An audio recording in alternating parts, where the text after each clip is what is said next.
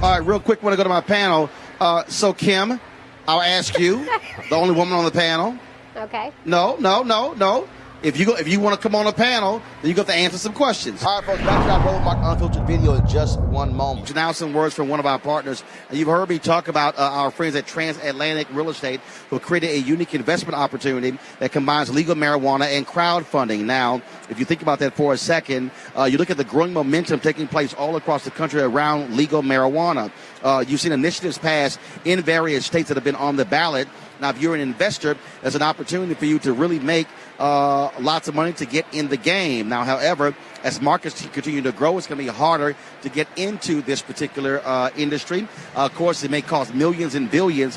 What Transatlantic has done is offered a unique way. What they're doing is allowing people to be able to invest anywhere from $300 or $10,000 in terms of the purchasing of a farm. Now, let me explain that again. What they do is they buy land that supports marijuana grow operations and lease it to licensed high-paying tenants. So what that means is you're actually going to be a landlord of a licensed marijuana farm. And again, this is all used by crowdfunding. And then what they're doing is make it easy for the average person to be able to get into this business before they take the company public. So for a limited time, as I said, you can invest anywhere from $300 up to $10,000 to get involved. Now, here's what you must do.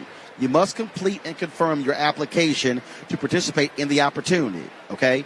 Complete and confirm your application to participate.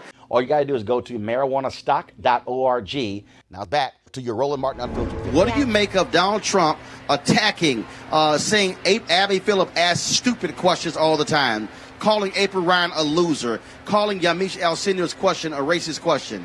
Is that the kind of behavior? And then for him to demand respect, is that the kind of behavior a president should be exhibiting? Well, Does he embarrass you with what he did today with black women? I don't understand why people keep expecting something different from our president. He's consistent. This is him all the time. You didn't answer my question. Now, I'm about to answer my question. I'm about to. Are you, Kim? I'm about to answer you. Are you embarrassed by Donald Trump's attack on these three professional black women? Am I embarrassed by what Donald Trump does? No. I'm embarrassed about maybe what I would do or my husband, but Donald Trump does not affect me as far as embarrassment. Now, I will say... Okay, how about this here? I am not finished. Are you ashamed of Donald Trump's conduct in how he is treating three black female journalists? I believe the way he spoke to Ms. Phillips was wrong. That was very wrong, and I actually feel really bad that that happened to her. Now, I will say on my personal account, when I met the president, he was nothing but very nice to me. And I wish somebody could go to my iPad. I'm not talking about when you met the president. We can go through all the pictures that we took together. I'm not talking about when you met the president. Kim, Kim, this is very simple. Yes. If I ask you before I go to Eugene. April Ryan. Kim, if President Obama talked that way to a female conservative reporter, would you have the same reaction you're having right now? Absolutely not. President Obama didn't speak this way. That would be shocking. He's consistent as well. He's very respectful in the way he talks to people. President Trump talks to people all the very same way. So I'm not shocked. This is not shocking. I mean, we're going to 2019. This is President Trump. You either like it or you don't. And that's true. Well, Eugene, and that's the point right there. When people like Kim say it's not shocking, they have allowed this to become the norm, and it's an abomination how he treats black female reporters. Eugene? I agree. Abby Phillips, Yamiche, and April, they're folk that have not just changed the narrative and changed the game when it comes to black female reporters. They're folk that, we black Republicans reach out to and help us get our story out there, help us, strengthen some of our negotiating hands. When it comes to some things. So I do think it's absolutely wrong, and I do think it's actually interesting that the president can, find time for racism when it comes to a question about white nationalists, but, it's both sides when it comes to Charlottesville, and it's both sides when it comes to everything else. But you ask him a question about white nationalism, and if he's stroking it and throwing gas on those flames, it's, oh, that's racist, which, is a tactic of white nationalists. Cleo, your comment before I go to a break. Well, let's be clear.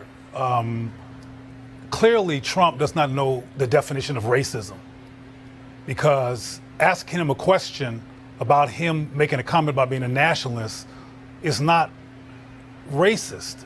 And that sister who asked the question would have a difficult time, given her position in this country as a black woman, compared to people who are in power in this country, being racist. I mean, she can't be racist, so he doesn't know that.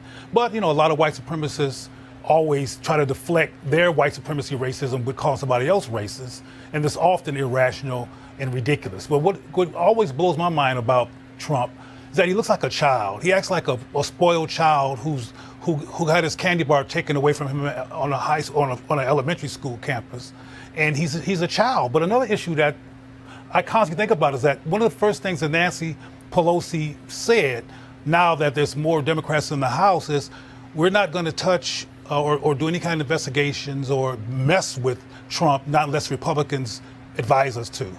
That don't make no sense either. That makes about as much sense as Trump accusing the sister of racism. Why would you wait for Trump's cronies to push the button on his impeachment to consider impeachment? So there's a lot of mixed stuff going on here, and frankly, why some people back off from the voting process is because of these kind of optical contradictions.